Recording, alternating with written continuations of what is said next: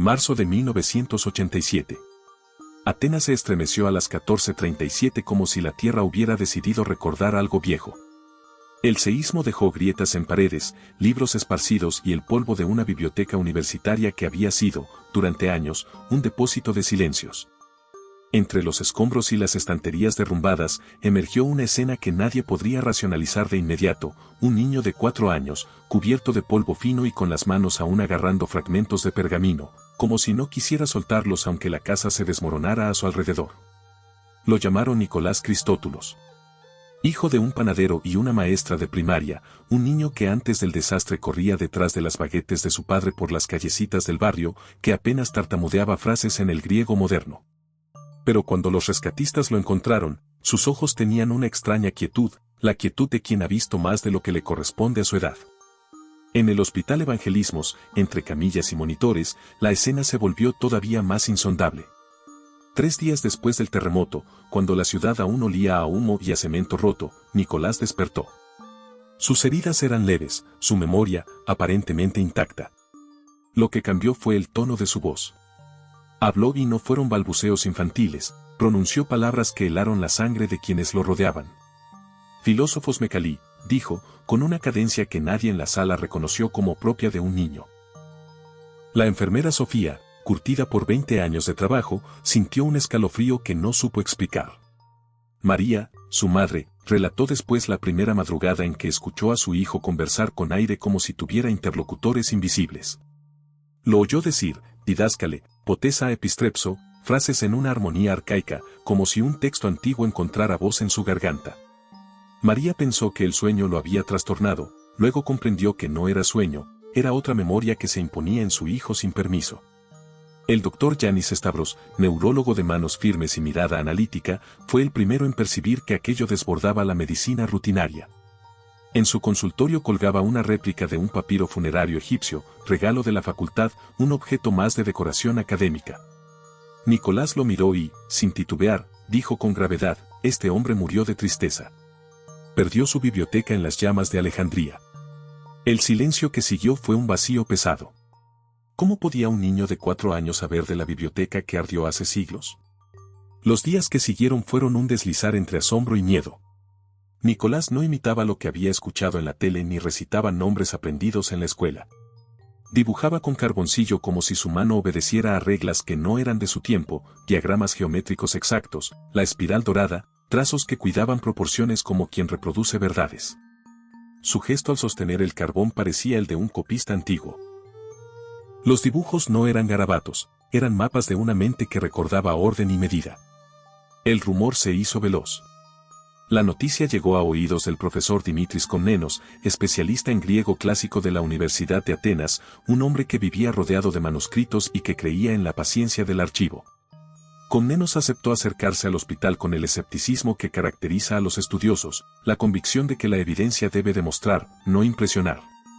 Pero bastaron 20 minutos en la habitación donde el niño repasaba fragmentos de textos para que el escepticismo se deshiciera en un temblor íntimo. Nicolás recitó, con pronunciación y entonación que parecían pertenecer a otra era, fragmentos de Heráclito y de otros autores que, según el profesor, estaban conservados en manuscritos raros.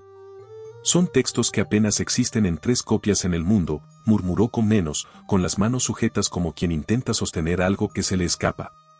El hombre vio más que palabras, vio concordancias, matices de acento, formas que solo un lector profundo habría preservado. La familia, primero incrédula y luego asustada, se encontró de inmediato en el epicentro de una tormenta pública. Vecinos, periodistas, curiosos y académicos se alternaban en la puerta de su casa. Los gestores del hospital hablaron de ética y de protección del menor, los periodistas, de exclusividad y de primicias. Para María y Costas, padres comunes que nunca se imaginaron protagonistas de una trama imposible, la vida se transformó en guardias y explicaciones, en la compañía constante de voces que querían saber, tocar, catalogar. Pero había algo distinto: la frase que el niño pronunció una noche, apenas entre sueños, quedó clavada en la memoria de su madre. Mi maestro, dijo Nicolás con una claridad que desgarró a María, me llama. Debo volver donde le mostré las palabras antes de que el fuego llegue. No era solo una imagen poética, era una indicación con peso. Y cuando Comnenos propuso probar al niño en un entorno controlado, el Museo Arqueológico Nacional, en salas cerradas al público, nadie, quizás ni la propia ciudad, podía imaginar que aquella decisión abriría puertas selladas por siglos. El Museo Arqueológico Nacional olía a cera antigua y a madera pulida, sus salas cerradas funcionaban como cámaras de un tiempo que se niega a ceder. Cuando Nicolás cruzó el umbral de la mano de sus padres, la luz pareció detenerse, no era solo un niño en un museo, era una presencia que reclamaba un espacio que ya conocía. El profesor Dimitris Komnenos obtuvo permisos excepcionales, la sala de manuscritos quedaría cerrada al público, 3 cámaras discretas registrarían todo y un pequeño equipo de especialistas observaría en silencio. Al acercarse a la primera vitrina, Nicolás se detuvo ante un ostracón. Sus dedos señalaron la cerámica con una autoridad inesperada, estas runas hablan de guerra. Alcibíades fue traicionado por sus generales. El escriba que lo grabó lloró porque sabía que la democracia iba a morir. En la sala se hizo un silencio que dolía. La curadora Elena Marcu, que conocía cada pieza, sintió que algo se rompía en sus certezas, aquel fragmento había salido de una excavación secreta y su contenido lo sabían solo unos pocos.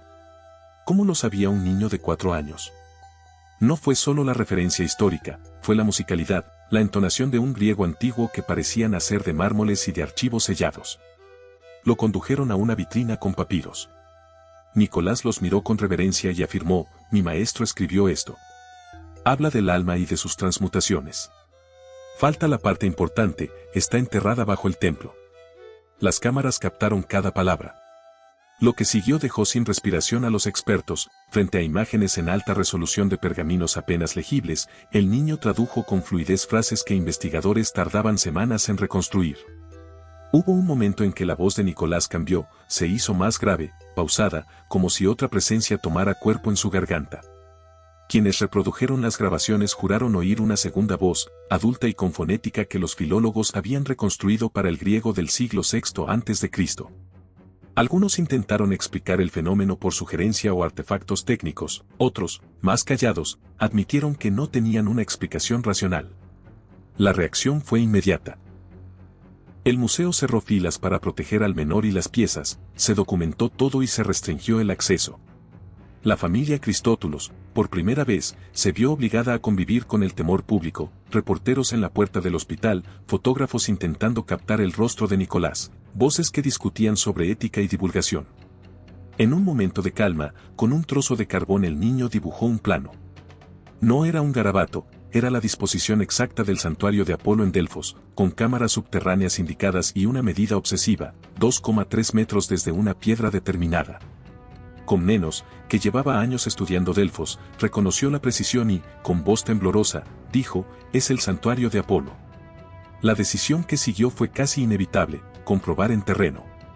Con el permiso de los padres y bajo la tutela de la universidad, se organizó un viaje a Delfos. Para la familia fue cruzar una frontera, para la ciencia, la prueba definitiva, y para Nicolás, parecía el regreso a una casa cuyo mapa aún recordaba. El viaje a Delfos fue breve en distancia pero enorme en significado. El coche subió por la garganta montañosa, al llegar, el santuario parecía respirar, columnas gastadas, mármol tallado y un silencio que llevaba siglos. Nicolás miraba por la ventana como quien repasa un mapa guardado en la memoria. El doctor Andreas Michalopoulos dirigió la operación. Colocaron estacas, calibraron equipos y el topógrafo marcó el punto exacto, 2,3 metros desde la piedra señalada. El primer golpe de pala sonó contenido, a medio metro apareció una losa pequeña, labrada con un trazo que recordaba signos pitagóricos. Tras limpiar con pinceles finos, retiraron una plancha de yeso que había sellado la cavidad. Dentro, envuelto en fibras y resina, apareció un paquete. El aroma que emergió, dulce y antiguo, llenó la carpa.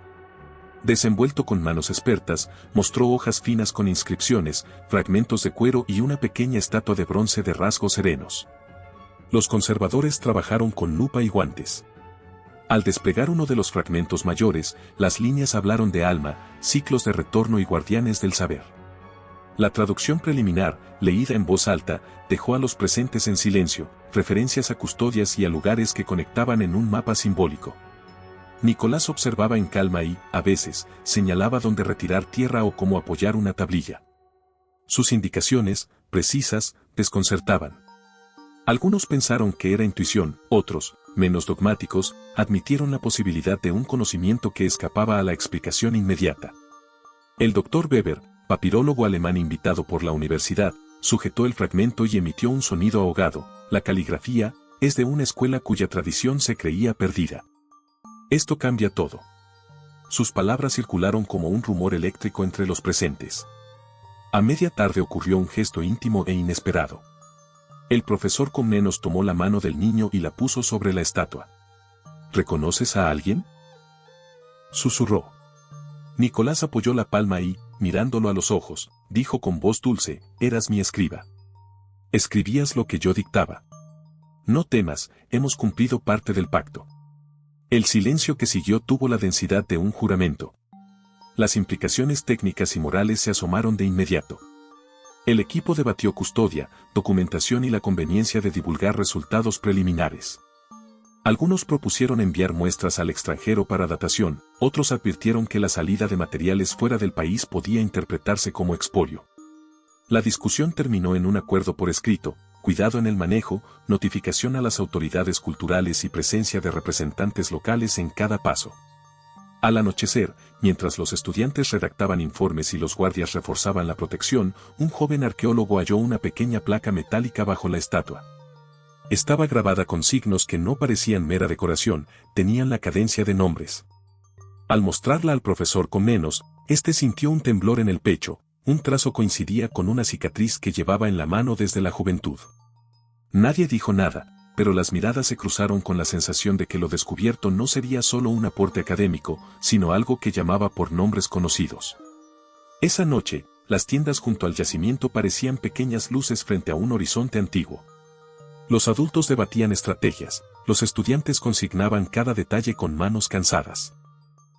En la caja fuerte del campamento guardaron los fragmentos más frágiles con la promesa de un examen más profundo al alba. Nicolás durmió con la calma de quien vuelve a casa. Lo hallado era apenas el inicio, una pieza que abría preguntas sobre identidad, deber y tiempo. Mañana traerá más trabajo, más traducciones y, quizá, la confirmación de que lo descubierto no fue un accidente del suelo, sino una invitación que atravesaba los siglos. La noticia del hallazgo en Delfos se esparció con la rapidez de una chispa en paja seca. En Atenas, los pasillos universitarios se llenaron de debates, en los laboratorios, los microscopios y las pantallas se encendieron sin cesar. A la carpa llegaron ahora especialistas de diversas disciplinas, un filólogo francés que había trabajado con textos arcaicos, una química que analizaba tintes y resinas, y un joven matemático que, al ver los trazos geométricos, murmuró que había patrones que adelantaban conceptos modernos.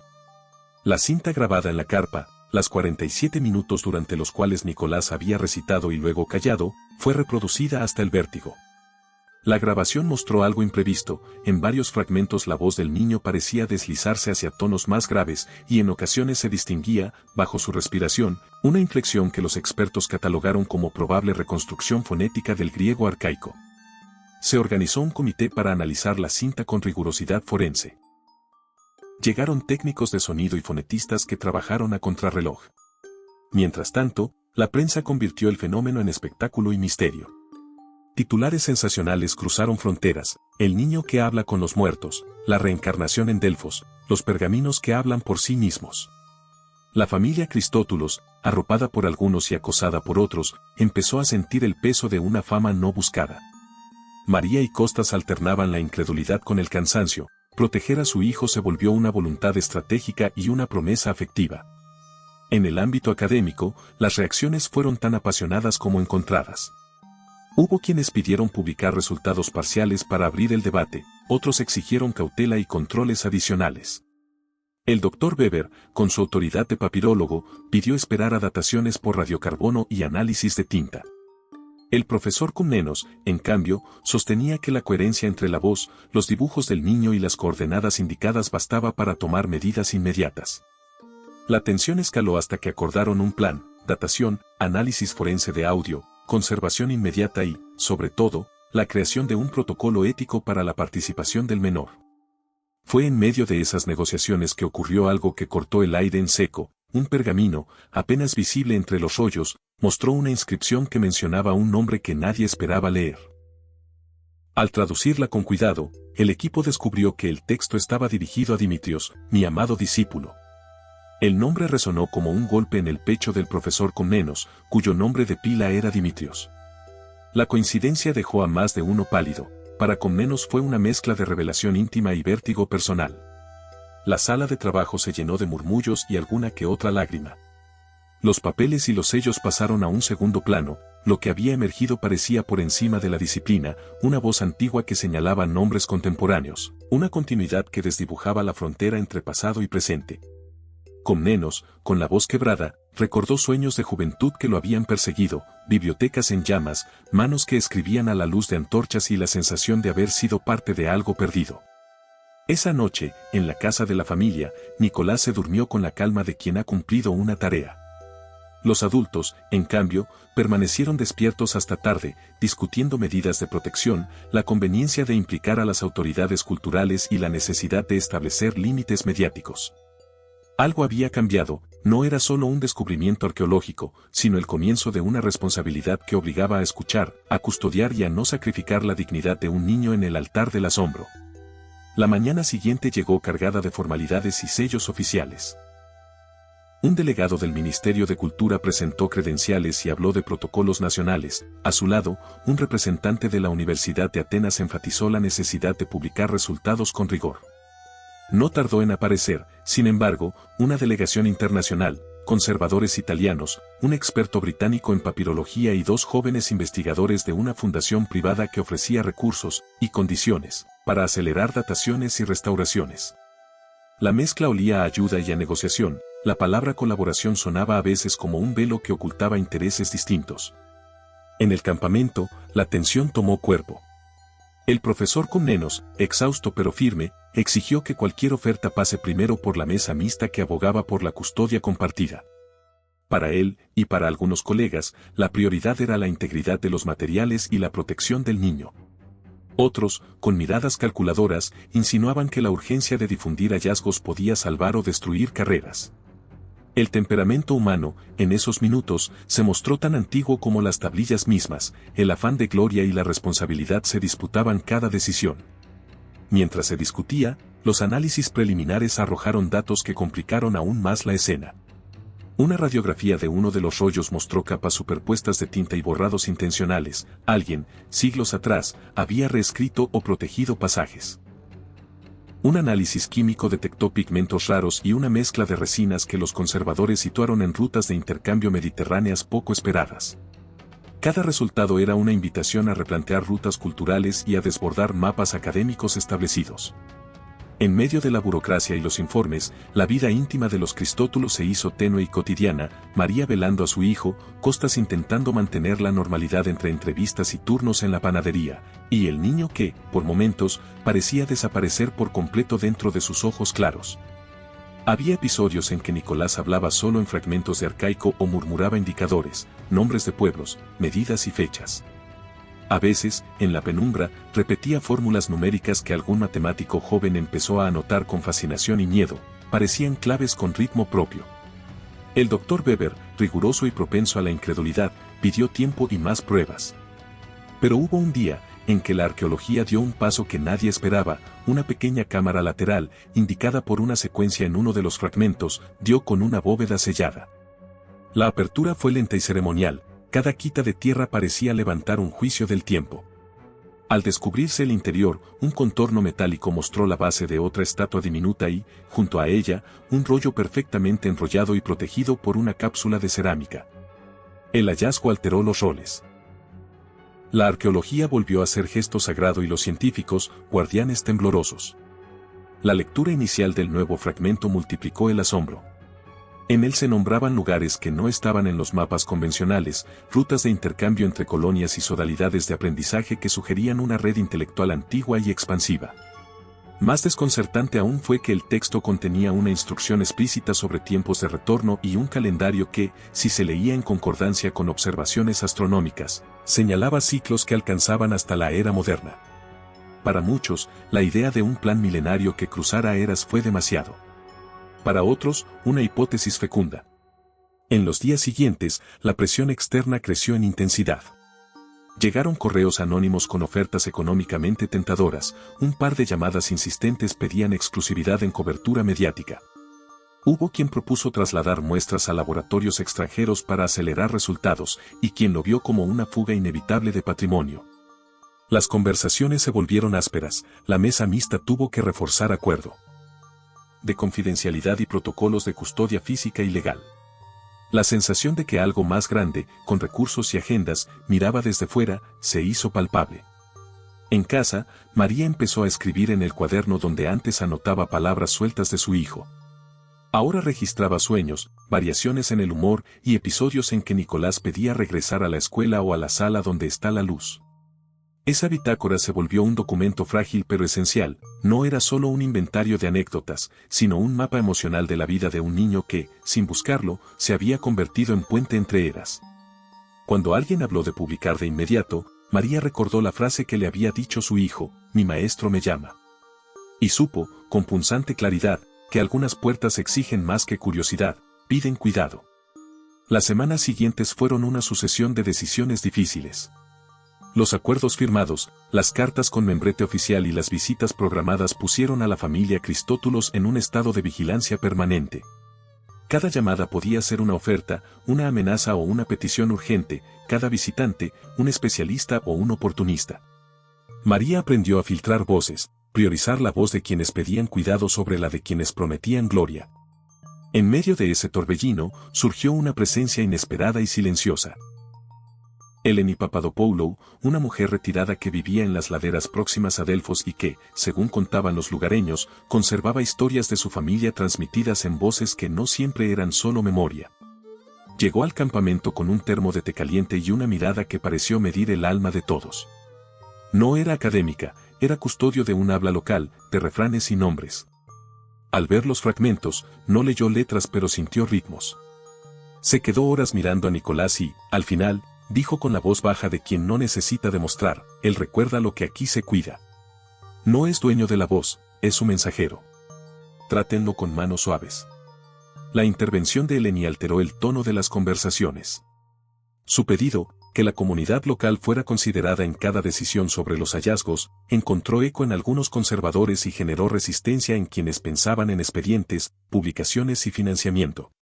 Comnenos, que había vivido su propia búsqueda de sentido en libros y aulas, empezó a sentir la necesidad de escuchar otras pedagogías, la oral, la íntima, la que no siempre figura en artículos revisados por pares. Mientras tanto, Nicolás cambió de ritmo. Ya no era solo el niño que señalaba piedras, había noches en que se despertaba con llanto leve y repetía una frase en arcaico que nadie lograba entender por completo. A veces, se sentaba en el borde de la cama y dibujaba símbolos en la libreta de su madre. Un signo que parecía una llave, otra forma que recordaba la silueta de la estatua en bronce y, con frecuencia, una línea que apuntaba hacia el este, siempre hacia un lugar que él nombraba así, la Casa de la Luz.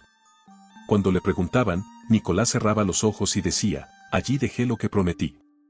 Falta la palabra final. Si la digo ahora, algo despierta que no desea volver a dormir. El peso de esas palabras golpeó con fuerza. Los debates técnicos cedieron espacio a cuestiones morales, tenían derecho a explorar hasta el límite de lo permitido si el objeto del hallazgo parecía sujeto a promesas antiguas. ¿Podía la ciencia, con su necesidad de explicación, desobedecer la ley no escrita de los que guardan historias? La universidad creó grupos de trabajo interdisciplinarios, etnógrafos, psicólogos infantiles, juristas culturales y representantes comunitarios. El consenso fue mínimo, las dudas, numerosas. En medio de la fragmentación institucional, apareció un actor inesperado, una pequeña fundación cultural local que ofreció apoyo logístico y, sobre todo, una condición distinta, trabajar con la comunidad y priorizar la estabilidad emocional del niño. Su propuesta fue aceptada con reservas, pero resultó ser un soplo de oxígeno. Trajeron psicólogos infantiles que empezaron a trabajar con Nicolás no para extraer información, sino para contenerlo, ayudarlo a diferenciar el juego de la memoria y proteger su infancia. Una madrugada, mientras el campamento dormía a medias, Nicolás se levantó y caminó hacia la tienda del profesor Comnenos. Lo despertó con el dedo señalando un mapa y apenas un susurro, mira. Más allá del río, allí está la entrada. Sus ojos, en esa oscuridad, parecían haber sido cruzados por otra luz. Comnenos, que había aprendido a leer señales en los pliegues del tiempo, supo que la siguiente etapa no sería solo de laboratorio. Había una dirección que reclamaba pasos. Y con ella, una decisión que tocaría el límite entre la curiosidad legítima y la obediencia a lo que los muertos algún día ordenaron proteger. La madrugada en que partieron hacia el lugar señalado por Nicolás tenía la calidad de un rito que comienza en silencio. El equipo fue mínimo, Comnenos, Andreas, una joven arqueóloga llamada Sofía, Eleni como enlace con la comunidad y un psicólogo que viajaba para cuidar al niño. Los padres se quedaron en la base, con la promesa de que nadie forzaría al pequeño, su voz marcaría los límites. Antes de subir al todoterreno, María apoyó la frente en la de su hijo y le susurró, «Vuelve a casa, pase lo que pase». Nicolás repitió apenas, «Volveré. Pero debo cerrar algo que dejamos abierto». Su expresión no era de miedo, era de quien asume una deuda. El camino más allá del río era una mezcla de tierra, piedra y curvas que parecían escribir letras en el mapa. Eleni caminaba despacio, como quien recita nombres para que la tierra no olvide. Los lugareños los miraban pasar con respeto, algunos seguían en silencio, otros murmuraban plegarias. En un claro, el equipo dejó el vehículo y avanzó a pie. Nicolás tiraba de la mano del psicólogo con la seguridad de quien conoce cada sendero aunque no hubiera estado allí en años. La entrada no tenía la pompa de una tumba fantástica, era una grieta entre rocas donde el musgo y las raíces habían tejido una cortina de tiempo. Nicolás se adelantó y apartó la vegetación con dedos que no temblaron. Sobre la piedra, a medio cubrir, había un signo, la misma llave que había dibujado en la libreta de su madre. Sofía encendió su lámpara y la luz dibujó sombras que parecían abrir bocas antiguas. El equipo respiró al mismo tiempo, como si contener el aire fuera parte del protocolo. Al ingresar, la temperatura cambió. El aire olía a tierra seca y a resina vieja, la penumbra se pobló de siluetas grabadas en la roca. Los muros tenían inscripciones que el papirólogo había descrito en diagramas, las figuras se sucedían en escenas que no eran exactamente mitológicas, manos que entregaban rollos, figuras que inclinaban la cabeza ante una lámpara, una fila de nombres que se repetía como un canto. A cada paso, Nicolás hablaba con voz baja, completando frases que llegaban como ecos, custodia, válvula, el paso marcado por el río. Sus palabras eran indicaciones precisas y, a la vez, letanías que retumbaban en la garganta del mundo. Llegaron a una cámara circular. En el centro, sobre un pedestal, reposaba un cofre sellado con cera y placas de madera. Las manos de Comnenos, que habían sostenido libros y apuntes durante décadas, temblaron al rozar la tapa. Eleni tomó la iniciativa, pidió que se escuchara al niño antes de abrir. Nicolás se acercó, puso la mano sobre la madera y cerró los ojos. Entonces dijo una frase corta en arcaico que nadie entendió del todo, una palabra que parecía conjuro o llave. La cera, ante esa voz, se dio de una manera que no pareció del todo física, se agrietó en patrones que imitaron las letras talladas en la losa. Cuando levantaron la tapa, el interior mostró algo inesperado, no solo pergaminos, sino también una tabla encerada con inscripciones incisas, un pequeño bronce con el rostro de un hombre que miraba como quien guarda confianza, y, envuelto en lino, un rollo sellado cuyo cierre llevaba la misma marca que la placa metálica hallada en Delfos. Sofía extrajo con guante el pequeño objeto. Al desplegar la tabla, las letras eran compactas, casi geométricas, al pasar la luz, se adivinaba un orden que combinaba calendario y nombres. Comnenos empezó a traducir en voz alta, palabra por palabra. El texto hablaba de un juramento, custodiar saberes hasta que llegue un retorno señalado, y de un pacto por el cual algunos olvidarían para que otros guardaran. En el segundo párrafo, con la voz contenida, leyó algo que hizo que su piel se erizara, una línea destinada a aquellos que volverán con la llave. El nombre siguiente, escrito con una caligrafía que parecía envejecida por la misma palabra, era, otra vez, Dimitrios. El murmullo se volvió un peso. Nadie supo si aquello era coincidencia, una repetición simbólica o la prueba de que los hilos del pasado reconocían rostros del presente. Nicolás, sin embargo, no sonrió ni se contrajo, dijo simplemente, con una calma que dolía, ya dije mi nombre cuando fui guardián. Ahora me toca cerrar la última puerta. Pero no puedo hacerlo solo. La noticia de la cámara sellada y la mención del nombre de Dimitrios obligó a decidir. Llegaron llamadas del ministerio, un comité de ética y una productora que ofrecía apoyo a cambio de exclusividad. En el campamento, Eleni pidió pausa, antes de abrir más puertas, Pongamos a salvo las palabras que aquí aún respiran. Escuchemos a la tierra y a quienes la cuidan. Se organizó una asamblea, arqueólogos, representantes culturales, la comunidad, psicólogos y, por primera vez, María y Costas con voz propia. La posibilidad de un rescate mediático pesaba, pero también la conciencia de no convertir a un niño en recurso. Hablaron sin cámaras, con la lentitud que exige lo frágil. Comnenos estuvo en el centro de la encrucijada. Sus años de academia exigían evidencia, su humanidad pedía proteger al niño. Anotó alternativas, estudios discretos, implicación comunitaria, una ceremonia sin cobertura. Temía que la demora atrajera operadores sin escrúpulos, pero comprendía también que la prisa podía despojarles de la dignidad. Aceptaron ayuda externa bajo condiciones estrictas, representantes culturales locales, mantener las pruebas en territorio nacional y priorizar la salud emocional de Nicolás. Acordaron asimismo que cualquier apertura se haría junto a la comunidad y sin cobertura mediática que vulnerara al niño. Nicolás pasó horas con Eleni, que le enseñaba canciones en dialecto y le contaba historias que no pedían respuesta sino calma. El psicólogo trabajaba con juegos para ayudarle a diferenciar el presente de las voces que lo habitan.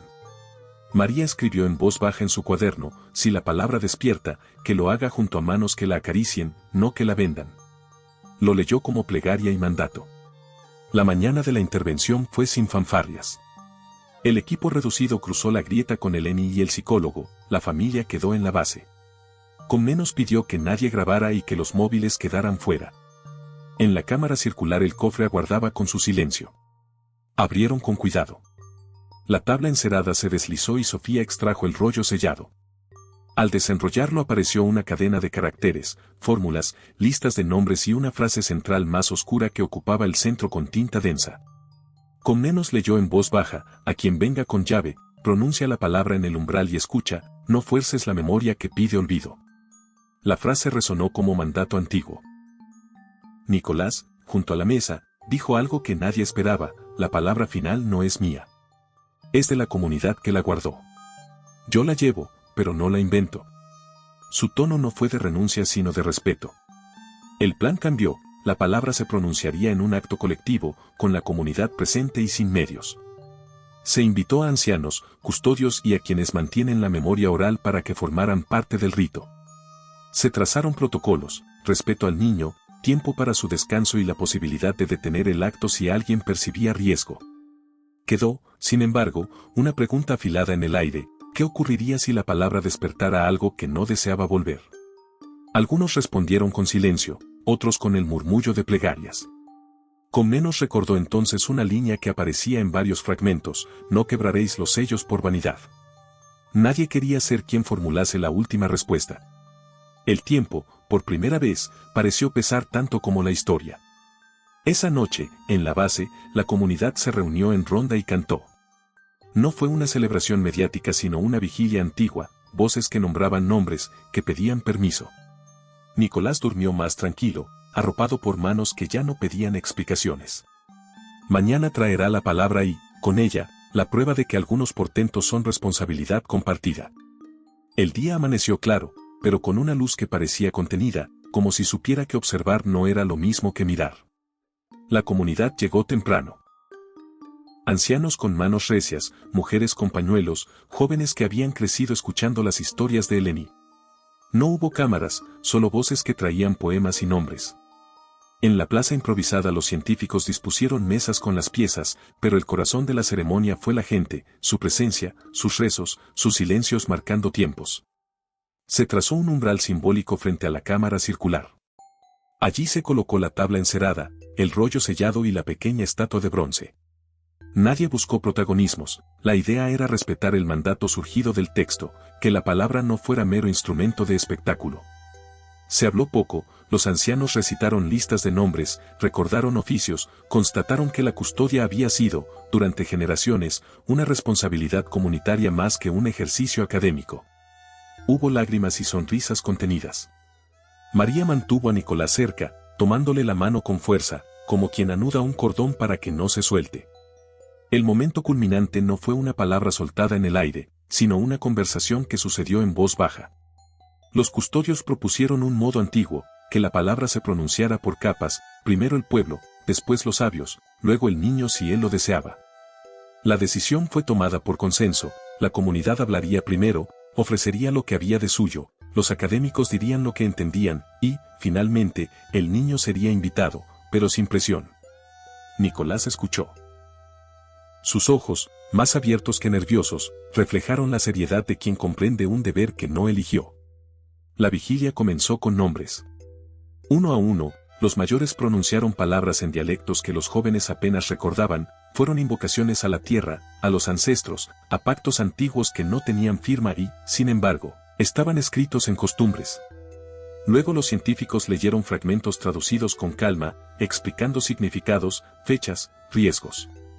El aire se fue espesando de memoria y de ciencia al mismo tiempo, la ceremonia era una alianza entre modos distintos de conocimiento. Cuando llegó el turno del niño, nadie lo apremió. Nicolás se levantó, recorrió con la mirada a quienes estaban alrededor y, con la naturalidad de quien entrega un objeto querido, pronunció una sola sílaba. No fue una palabra sonora y espectacular, fue más bien un nombre que sonó como quien coloca una piedra en su sitio. Al pronunciarla algo se rompió y se cerró a la vez, una corriente liviana atravesó la cámara, como el paso de un suspiro antiguo. No hubo manifestaciones violentas ni prodigios ostentosos. Lo que cambió fue sutil, pero profundo, las letras sobre la tabla parecieron asentarse, la tinta, que antes fluctuaba en sombras, mostró un trazo más definido por un instante, como si aceptara su destino. El efecto fue más interno que externo. Algunos ancianos se quedaron en silencio, con las manos en el pecho. Un joven arqueólogo, que había buscado pruebas para su tesis y para su ambición, se llevó la mano al rostro y dejó escapar un sollozo que no era solamente emoción sino reconocimiento de una deuda. Con menos sintió que algo, culpa, alivio o las dos, se le apretaba en la garganta. No supo si la palabra había activado un mecanismo físico o si, simplemente, había tejido otra forma de entender lo que eran custodios y saqueadores. La ceremonia concluyó sin prensa y con un acuerdo escrito que rebajaba la urgencia mediática, las piezas quedarían bajo custodia local, con acceso restringido y protocolos de estudio concertados. Las dataciones se harían con transparencia y la comunidad tendría voz en todo paso. Nicolás volvió a sentarse junto a su madre. Dijo poco esa tarde, jugó con una piedrecita mientras los adultos discutían términos legales y éticos que, hasta entonces, habían sido abstractos. La sensación colectiva fue la de haber pasado por un rito de paso. No se había revelado una verdad única, pero sí se había construido una responsabilidad compartida. Afuera, la ciudad empezaba a murmurar noticias que no podrían entrar en la cámara. Adentro, mientras las sombras alargaban su tregua, quienes habían visto la escena comprendieron que algunos silencios estaban hechos para proteger y que la memoria, cuando se devuelve, pide cuidado. Al cerrar la jornada permaneció, sin embargo, una pregunta abierta que nadie quiso pronunciar en voz alta por miedo a profanar el momento. ¿Qué harían los que esperaban afuera, quienes buscan titulares o colecciones, cuando el mundo supiera que una palabra había sido pronunciada y que, junto a ella, era posible reorganizar historias y destinos? Las respuestas, pensó con menos, ya no serían solo suyas. Y esa idea, inesperadamente, le dio un alivio que sonó parecido a la paz. El después fue una serie lenta de reverberaciones, artículos académicos que debatían metodología, reportajes que medían la humana dimensión del misterio y cartas de lectores que preguntaban si el niño seguía jugando en su patio. Las dataciones confirmaron antigüedad y complejidad en los materiales, pero la interpretación quedó abierta, la prudencia se impuso como conclusión provisional. Para los Cristótulos, la vida retomó su pulso doméstico. Costas volvió a la panadería, María escribió en su cuaderno, mezclando notas científicas y sueños. Nicolás recuperó juegos y amigos, dibujó mapas, sí, pero también aprendió a reír sin que la mirada pública lo definiera. Con menos recibió reconocimientos, pero cargó sobre sí gratitud y remordimiento. Había instigado aperturas y, a la vez, sostenido la mano de un niño en momentos decisivos. Aquella cicatriz en su mano fue un recordatorio de límites, la curiosidad exige responsabilidad y la responsabilidad a veces pide silencio. La comunidad ganó voz y presencia institucional. Las piezas quedaron bajo custodia compartida, con protocolos de consulta periódica y programas educativos que integraron la memoria oral en las escuelas. Eleni fue convocada a un consejo consultivo, su palabra, antes tenue, se volvió autoridad que exigía respeto por los ritmos locales. En los congresos se abrió un debate transformador, filólogos, psicólogos y arqueólogos dialogaron con etnógrafos. Publicaciones discutieron no solo datación, sino el deber de no convertir sujetos vulnerables en vectores de fama. Aparecieron hipótesis variadas, lo más valioso fue el cambio de tono, menos sensacionalismo, más cuidado. Años después, Comnenos confesó en una entrevista, aprendimos que la dignidad debe ser la primera ley en la casa del pasado. Sus palabras viajaron más allá de los círculos académicos, se transformaron en un mantra entre quienes trabajan con historias ajenas. Nicolás creció sin reclamar epopeyas. Algunas noches murmuraba frases en arcaico, otras repasaba mapas con la calma de quien guarda un compromiso. Cuando le preguntaron si recordaba todo con nitidez, respondió, recuerdo el olor de la cera y la promesa que hicimos. No soy la memoria, fui quien la sostuvo un rato. Y eso basta. Su respuesta mantuvo abierta la pregunta, pero la hizo más humana. El cierre real no fue una sentencia, sino una lección colectiva, arqueólogos escuchando custodios, comunidades recuperando voz, científicos incorporando la incertidumbre en sus protocolos. Proyectos futuros incluyeron siempre evaluaciones éticas previas y la participación activa de las comunidades afectadas. Una tarde de otoño, ya hombre joven, Nicolás caminó hasta la pequeña cámara que habían vuelto a sellar simbólicamente. Tocó la piedra con la yema de los dedos y murmuró una sola frase en arcaico que solo la comunidad entendía. No hubo fanfarrias. Luego se alejó y dijo, en voz baja, cumplí mi parte. La frase quedó como una invitación a la prudencia. ¿Qué hacemos con las voces que no son nuestras? El eco de esa pregunta persistirá. Y mientras algunos buscaron respuestas definitivas, otros aprendieron a convivir con la duda, la humildad, al fin, se reveló como la herramienta más apropiada para custodiar aquello que atraviesa generaciones.